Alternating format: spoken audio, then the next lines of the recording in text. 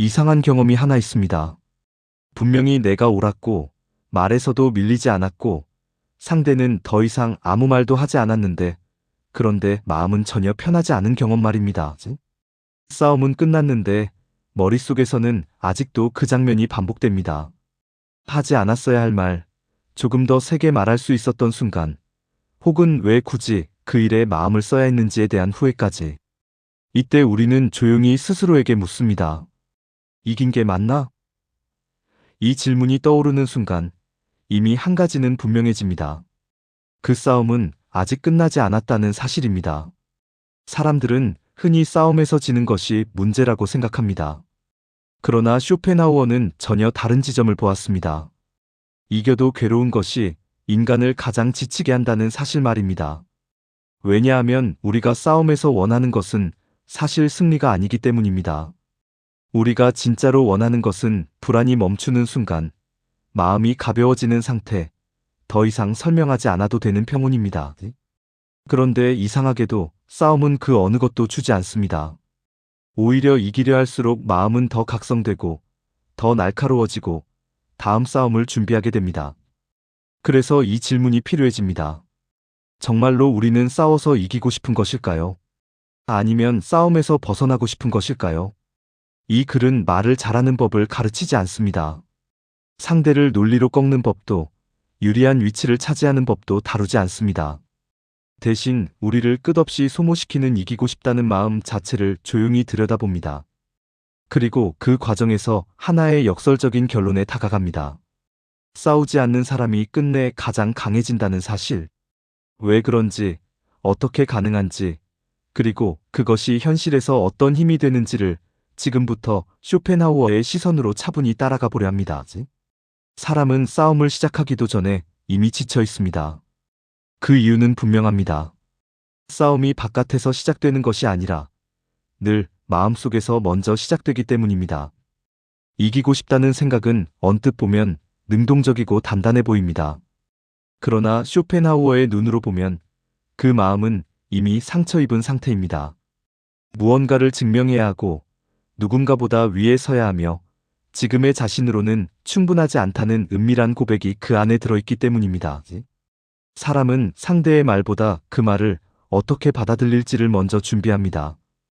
혹시 나를 무시하는 것은 아닌지, 내가 밀리는 것은 아닌지, 이 장면에서 내가 져 보이지는 않을지.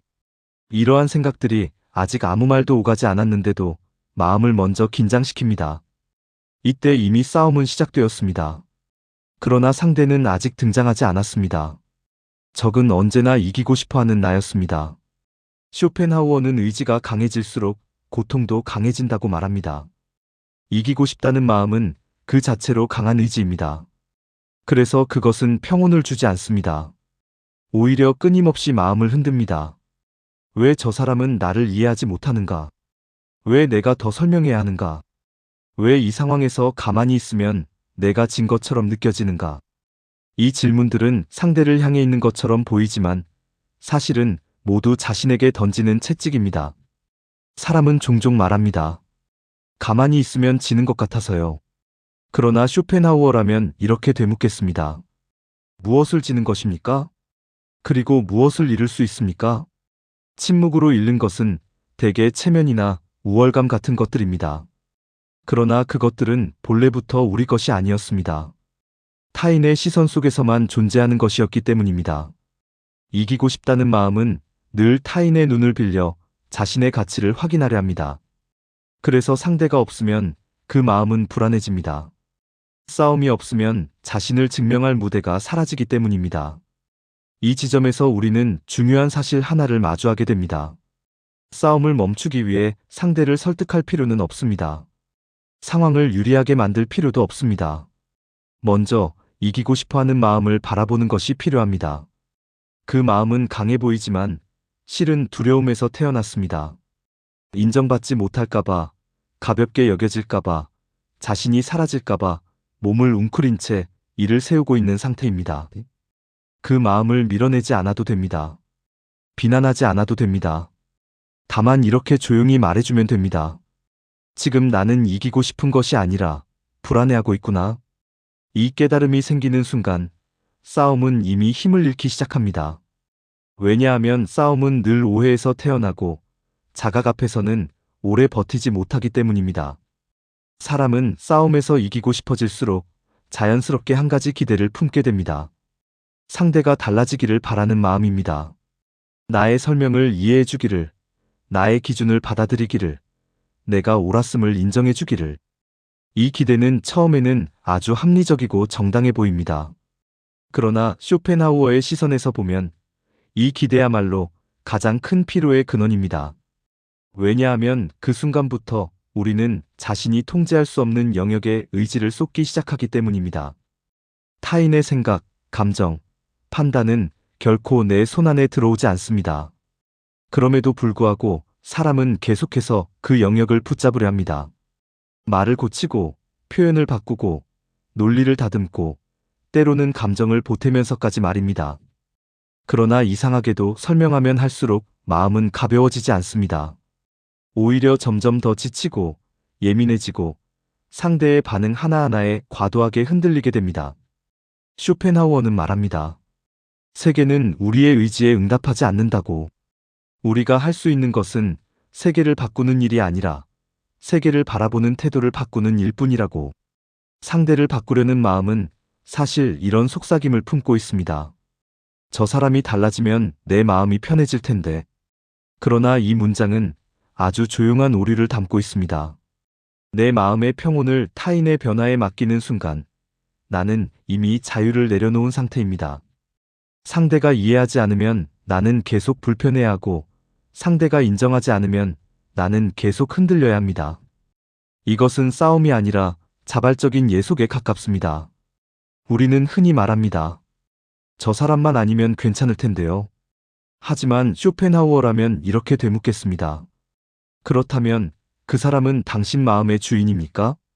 상대를 바꾸려는 의지는 늘 바쁜 마음을 만듭니다. 다음 말을 준비하게 하고, 다음 반응을 예측하게 하며, 다음 기회를 계산하게 합니다. 그 사이 현재의 마음은 어디에도 머물지 못합니다. 그래서 이 싸움은 이겨도 피곤하고 저도 피곤합니다. 결과와 상관없이 이미 마음은 소모되었기 때문입니다. 이 지점에서 싸우지 않고 이기는 방법이 조용히 모습을 드러냅니다. 상대를 바꾸려는 의지를 중단하는 것. 이것은 체념이 아닙니다. 포기도 아닙니다. 그저 자기 몫이 아닌 짐을 내려놓는 일입니다. 상대는 상대의 삶을 살고 나는 나의 마음을 돌보는 것. 이 경계가 분명해질 때 마음은 비로소 쓸데없는 긴장에서 풀려납니다. 놀랍게도 이 순간부터 상대의 말은 이전보다 덜 위협적으로 들립니다. 왜냐하면 그 말이 더 이상 나를 바꾸라고 요구하지 않기 때문입니다. 상대를 바꾸지 않겠다고 결심한 사람은 설명에 매달리지 않습니다. 설득에 집착하지도 않습니다. 그는 단지 필요한 말만 남기고 나머지는 마음속에서 흘려보냅니다. 이때 우리는 아주 묘한 경험을 하게 됩니다. 상대는 그대로인데 싸움은 약해집니다. 상황은 변하지 않았는데 내면은 한결 조용해집니다. 이것이 쇼펜하우어가 말한 의지로부터의 작은 후퇴입니다. 그리고 이 후퇴야말로 우리를 소모시키던 싸움에서 한 발 물러나게 하는 실질적인 힘입니다. 사람은 싸움 속에서 자신이 매우 이성적이라고 느낍니다. 말을 고르고 근거를 세우고 앞뒤가 맞는 설명을 준비합니다. 그래서 마음속으로 이렇게 생각합니다. 이건 감정이 아니라 사실의 문제다. 그러나 쇼펜하우어는 이 믿음에 조용히 고개를 쳤습니다. 인간은 본질적으로 이성으로 움직이는 존재가 아니라 의지에 의해 움직이다가 나중에 이성으로 정당화하는 존재이기 때문입니다. 싸움의 장면을 떠올려 보십시오. 상대의 말이 거슬리는 순간 이미 마음은 반응하고 있습니다. 그 뒤에야 논리가 따라옵니다. 논리는 처음부터 목적을 가지고 등장합니다. 이해를 위해서가 아니라 이기기 위해서 말입니다. 그래서 아무리 논리가 정확해도 상대의 마음은 쉽게 움직이지 않습니다. 상대 역시 논리보다 먼저 자신의 감정에 붙들려 있기 때문입니다. 이때 우리는 종종 더 강한 논리를 찾으려 합니다. 더 정확한 표현, 더 결정적인 예시, 상대가 반박할 수 없을 문장. 그러나 이 모든 노력은 기름을 붓는 일에 가깝습니다. 감정은 설득의 대상이 아닙니다. 설득하려는 순간 감정은 방어로 돌아섭니다. 그래서 논리가 날카로울수록 싸움은 더 오래갑니다. 쇼펜하우어는 말합니다. 감정 앞에서 이성은 무력해진다고. 이성은 감정을 잠시 설명할 수는 있지만 잠재울 수는 없습니다. 잠재워지는 것은 오직 시간이거나 혹은 관조뿐입니다. 여기서 싸우지 않고 이기는 방법은 아주 단순합니다. 감정을 논리로 설득하려 하지 않는 것. 이 말은 말을 하지 말라는 뜻이 아닙니다. 옳고 그름을 포기하라는 뜻도 아닙니다. 다만 논리가 감정을 이길 수 있다는 환상을 내려놓으라는 뜻입니다. 상대가 흥분해 있을 때 아무리 차분한 말로 설명해도 그 말은 잘 들리지 않습니다. 그러나 그 흥분이 지나간 뒤에는 같은 말이 전혀 다른 무게로 다가옵니다. 그래서 때로는 말하지 않는 것이 가장 이성적인 선택이 됩니다. 그 침묵은 패배가 아니라 시간을 편으로 만드는 선택입니다. 사람은 종종 묻습니다. 그럼 아무 말도 하지 말라는 건가요? 그러나 쇼펜하우어라면 이렇게 답했을 것입니다. 말은 하되 이기려 하지 말라. 이기려는 말은 상대를 향해 있는 것 같지만 사실은 자기 불안을 달래기 위한 말입니다. 그 불안이 가라앉지 않는 한 말은 계속해서 싸움을 부를 뿐입니다. 이 장면에서 한 걸음 물러난 사람은 상대의 감정을 자기 책임으로 끌어오지 않습니다. 그는 이렇게 생각합니다. 이 감정은 지금 저 사람의 것이며 내가 해결해야 할 문제는 아니다. 이 생각 하나만으로도 마음은 훨씬 덜 소모됩니다. 싸움의 중심에서 벗어나 관찰자의 자리에 서게 되기 때문입니다. 이때 비로소 싸움은 힘을 잃습니다. 논리가 부족해서가 아니라 싸움을 유지하던 에너지가 끊겼기 때문입니다. 사람이 싸움 앞에서 가장 두려워하는 선택은 대개 침묵입니다. 말하지 않으면 지는 것 같고 설명하지 않으면 밀리는 것 같으며 반응하지 않으면 자신이 작아지는 것처럼 느껴지기 때문입니다. 그래서 우리는 마음이 준비되지 않았을 때도 말을 꺼냅니다. 하고 싶은 말이 아니라 하지 않으면 불안한 말을 합니다. 그 말은 대개 싸움을 멈추지 못합니다. 오히려 더 분명하게 만듭니다. 쇼펜하우어는 침묵을 무력으로 보지 않았습니다. 그에게 침묵은 의지가 한 발 물러난 상태였습니다. 무언가를 관철시키려는 욕망이 잠시 힘을 잃은 자리, 그곳에 침묵이 생깁니다. 침묵이 두려운 이유는 단순합니다. 그 순간 우리는 타인의 해석을 통제할 수 없게 되기 때문입니다. 상대가 나를 어떻게 볼지, 어떤 의미를 부여할지 그것을 막을 방법이 사라집니다. 그러나 이 두려움은 아주 조용한 착각에서 비롯됩니다. 우리는 원래부터 타인의 해석을 완전히 통제한 적이 없습니다. 말을 할 때조차도 말입니다. 오히려 말이 많아질수록 오해는 늘어납니다. 설명은 해명으로 변하고 해명은 변명으로 들리며 그 순간 싸움은 다시 불붙습니다. 침묵은 그 고리를 끊는 선택입니다. 더 이상 해석의 재료를 추가하지 않는 것, 상대의 반응에 연료를 공급하지 않는 것. 많은 사람들은 묻습니다. 침묵하면 상대가 이겼다고 생각하지 않을까요? 그러나 쇼펜하우어의 관점에서 보면 그 질문은 이렇게 바뀌어야 합니다. 상대의 생각이 왜 나의 평온을 결정해야 합니까? 상대가 무엇을 생각하든 그것은 상대의 의지입니다. 침묵은 그 의지와 거리를 두는 행위입니다. 거리가 생기면 부딪힘은 줄어듭니다. 침묵이 강해지는 순간은 그 침묵이 회피가 아닐 때입니다. 도망치기 위해 입을 다무는 것이 아니라 의도적으로 물러나기 위해 말을 멈출 때입니다. 그 침묵은 마음속에서 이렇게 말합니다. 지금 이 싸움은 내가 참여하지 않아도 된다. 이 깨달음은 생각보다 큰 자유를 줍니다. 싸움은 두 사람이 있어야 지속됩니다. 한 사람이 빠지면 형태를 유지하지 못합니다. 침묵을 선택한 사람은 더 이상 반격을 준비하지 않습니다. 대신 자신의 내면을 살핍니다. 아직 남아있는 분노는 무엇인지, 아직 놓지 못한 기대는 무엇인지. 이 과정에서 사람은 점점 알게 됩니다. 침묵이 길어질수록 상대의 말은 예전보다 덜 중요해진다는 사실을. 왜냐하면 말의 힘은 그 말을 붙잡는 마음에서 나오기 때문입니다. 붙잡지 않으면 말은 스쳐 지나갈 뿐입니다. 여기서의 방법은 바로 이것입니다. 침묵을 패배로 해석하지 않는 것. 침묵은 아무 일도 하지 않는 상태가 아니라 의지가 쉬는 상태입니다. 그리고 의지가 쉬는 자리에서 우리는 비로소 자신의 마음을 회복합니다. 싸움이 끝난 뒤에도 사람의 마음은 쉽게 쉬지 못합니다. 말이 멈추고 상황이 정리되었는데도 내면에서는 여전히 한 문장이 반복됩니다. 그래서 내가 이긴 건가? 이 질문은 겉보기에는 결과를 확인하는 것처럼 보이지만 사실은 싸움을 다시 붙잡는 행위입니다. 승패를 가르는 순간 싸움은 이미 끝난 것이 아니라 형태만 바꿔 연장됩니다. 쇼펜하우어는 인간의 고통이 결과에서 오는 것이 아니라 비교에서 비롯된다고 보았습니다. 이겼다는 생각은 언제나 비교를 전제로 합니다. 누군가보다 위에 섰다는 감각, 누군가를 넘어섰다는 판단. 그 비교가 사라지지 않는 한 마음은 여전히 긴장 상태에 놓입니다. 이상하게도 사람은 졌다고 느낄 때만 괴로운 것이 아닙니다. 이겼다고 느낄 때조차 마음은 완전히 편안해지지 않습니다. 왜냐하면 그 승리는 늘 조건부이기 때문입니다.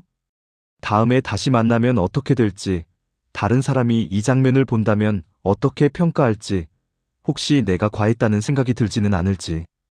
이 모든 가능성이 승리의 자리에 그림자처럼 따라붙습니다.